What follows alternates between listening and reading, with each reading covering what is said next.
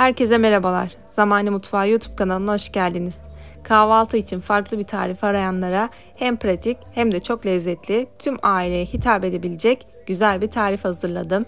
Siz çayı demleyene kadar hazır hale gelecek ve bence evde çocukların da çok beğeneceği güzel bir tarif oldu. Bu arada videonun başındayken hatırlatmak istiyorum. Hala kanalıma abone değilseniz abone olup yeni tariflerden haberdar olmak için de bildirim zilini açmayı unutmayın lütfen. Hadi hemen tarife başlayalım. Bu tarif için 3 orta boy patates, 2 adet yumurta, 150 gram sucuk, 150 gram çeçil peyniri, bunun yerine kaşar peyniri de kullanabilirsiniz. Tuz, karabiber ve toz kırmızı biber kullanacağız. Öncelikle patateslerimizi hazırlayarak başlıyoruz. Patatesleri yıkayıp kabuklarını soyalım ve hazır hale getirelim.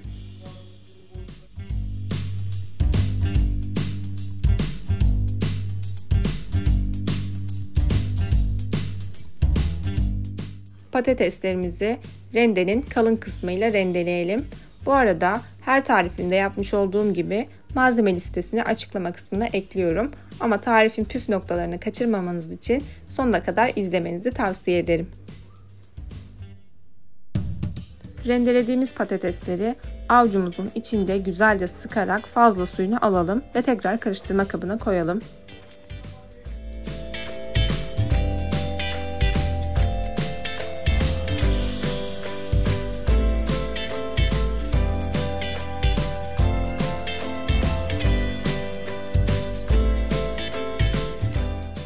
Patateslerin üzerine 2 adet yumurta kıralım ve tuz, karabiber ve toz kırmızı biberimizi ekleyelim.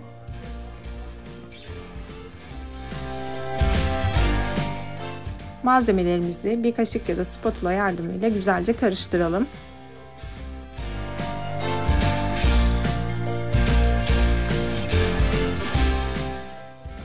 Tabanına yağlı kağıt serdiğimiz bir fırın kabının içerisine bu karışımı aktaracağız. Dilerseniz bu tarifi fırında yapabileceğiniz gibi ocakta da yapabilirsiniz. Teflon bir tavanın içerisine patates karışımını yayıp bir tarafı kızardıktan sonra çevirip diğer tarafını da kızartabilirsiniz. Bunu da alternatif bir yöntem olarak sizlerle paylaşmak istedim. Ben şu anda fırında yapmayı tercih ettim. Daha lezzetli olacağını düşündüğüm için ve gerçekten de kahvaltıya yakışır. Pazar sofralarını özellikle tüm ailenin severek tüketebileceği güzel bir tarif oldu. Patates karışımını fırın kabının her yerine eşit gelecek şekilde yaydıktan sonra 200 derecelik fırında yaklaşık 20 dakika boyunca pişirelim. Onlar pişerken biz de diğer malzemeleri hazırlayalım. Ben bu tarif için çeçil peyniri kullandım. Dilerseniz başta da söylediğim gibi kaşar peyniri de kullanabilirsiniz. Erime açısından ikisinin performansı da bence iyi. Çeçil peynirlerini ince şeritler halinde ayırıyorum. Eğer kaşar peyniri kullanacaksanız da rendeleyerek kullanabilirsiniz.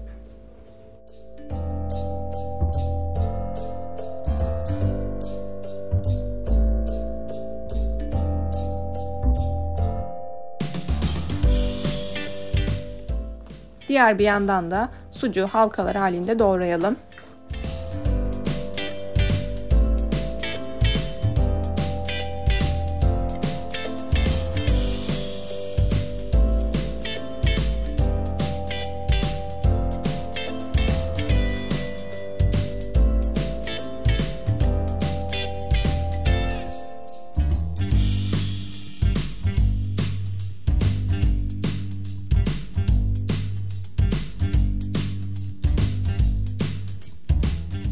...20 dakikanın sonunda fırından patateslerimizi çıkaralım ve üzerine çeçil peynirlerimizi eşit gelecek şekilde dizelim.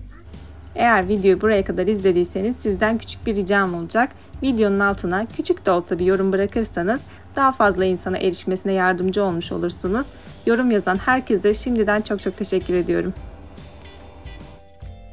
Daha sonra da üzerine sucuklarımızı dizip tekrar fırına gönderelim. 15 dakikanın sonunda hem peynirler erimiş olacak hem de sucuklar pişmiş olacak ve kahvaltılık tarifimiz hazır hale gelecek. Tekrar fırında pişirmeye devam ediyoruz. Ve fırından çıkardık. Artık servise hazır. Hemen dilimler halinde kesip üzerine ben biraz da taze soğan ekledim. Güzel görünmesi açısından hemen servis edebiliriz. Ve artık tarifimizin sonuna geldik. Deneyecek olan herkese şimdiden afiyet olsun diyorum. Yeni tariflerde buluşmak üzere. Hepiniz hoşça kalın.